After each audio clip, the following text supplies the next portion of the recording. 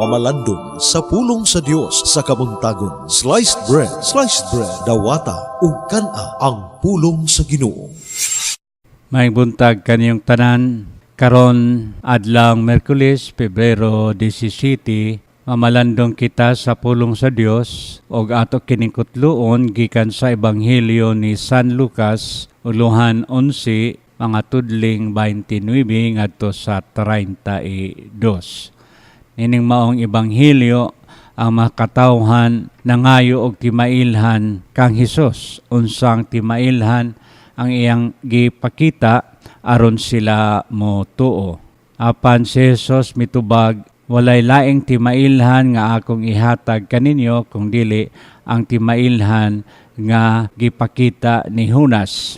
Diin si Jonas diha sa daang kasulatan mikagyo aron siya makaikyas sa sugo sa Dios sa pagsangyaw sa maayong balita o sa pag-agni sa mga tao sa pagbasol sa ilang mga sala sa yuta sa Ninive. Apan wala siya makaikyas tungod kay giitsa siya sa dagat o gilamoy sa dakong isda o sa sulod sa tulo ka adlaw naa siya sa tiyan sa isda hangtod nga giluwa siya sa isda didto gayud mismo sa lugar nga dili niya gustong adtuan. Og siya didto nagwali mahitungod sa panginahanglan sa pagbasol og ang mga katawhan na minaw kaniya gikan sa hari ngadto sa mga ulipon. Nagbasol sila sa ilang sala, nagbulibod sila og abo sa ilang ulo og nagbisti og sako sa pagpakita nila sa ilang dakong pagpinitensya og sa pagbasol aron nga sila pasayloon sa ilang mga sala. So nangayo sila og timailhan og mao kini ang timailhan nga giingon ni Hesus.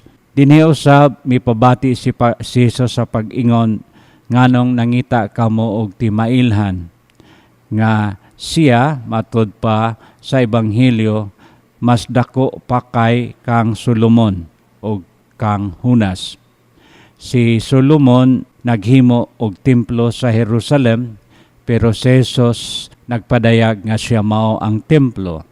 Si Jonas nagwali og pagbasol sa Ninive apan si Jesus mao'y nagdala og kaluwasan sa tanan sa paghalad sa iyang kaugalingon alang sa kapasayloan sa sala. Jesus himself, the Son of Man, is the sign of God's love for us, the sign of God's presence among us. Jesus should indeed be the Lord of our life. Sa miaging Eucharistic Congress, International Eucharistic Congress, gibalik-balik ang tema, Jesus in us, our hope of glory. Siya ang dakong timailhan diya sa atong kinabuhi. Unta kining timailhan mag-agni gayud kanato sa pagbukas sa atong kasing-kasing aron sa pagbag-o, pagbiya sa atong mga sala, paghimo sa matarong. Niining tuig sa Eucharistia, tuig sa pamilya o tuig sa kaluoy sa Dios, nagpadangat kanato sa daghang mga panalangin apan ingon man usab sa daghang mga buluhaton. Unta kita mahimong mga timailhan sa gugma sa Dios ug sa iyang kaluoy sa usag-usa. Daghang salamat sa inyong pagpaminaw ug maayong buntag kaniyong tanan. Sliced bread, dawata ug kana ang pulong sa Ginoo.